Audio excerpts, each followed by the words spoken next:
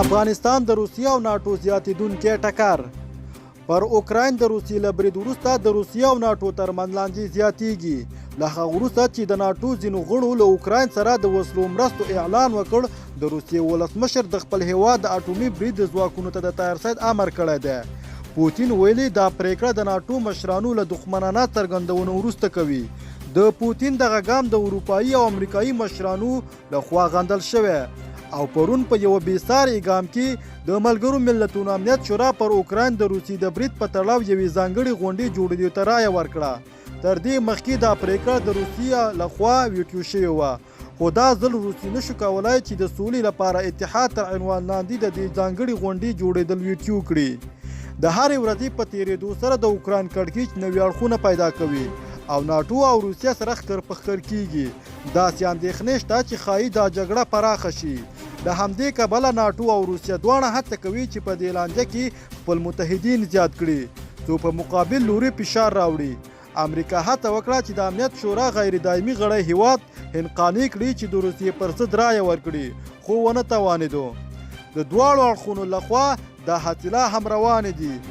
که دا لانجه لا زیاته فراخه شي نو خبره تر افغانستانه پورې هم را رسیږي چې دا دواړه اړخونه به هڅه وکړي چې یو د بل پر ضد یې وکاروي. له نیکه مرغه تر اوسه د اسلامي امارت دریځ ښه دی چې د یو لوري ملاتړ هم نه کوي او له دواړو لوري غواړي چې د خبرو له لارې ستونزه حل کړي.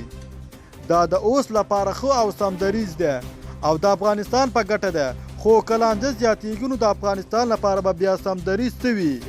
دا ډیره مهم او اساسي پوښتنه ده، ځکه چې اسلامي امارت سره تعامل په دغه دریځ پر اساس وي. له بشري او نورو مرستو نیولې د افغانستان تر رسمیت پیژندلو پورې ښایي ګڼ مسایل د اسلامي امارت له همدې دریځ سره غوټوي. بله ویره دا هم ده چې ښایي ناټو او روسیه دواړه په افغانستان کې د استخباراتي او نیابتي ډلو پر مټ یو بل ته ستونزې جوړې کړي او آن له وړاندې دا شننه وه چې امریکا غواړي دلته د داعش په تقویې سره په منځنۍ اسیا کې روسیې ته سرخوږی جوړ کړي. پر اوکراین برید او د روسیې او ناټو ټکر پراختیا له شک پرته چې افغانستان پر امنیت ثبات او نړۍ سره د اسلامي امارت په اړیکو ژور اغیزه پرې باسي.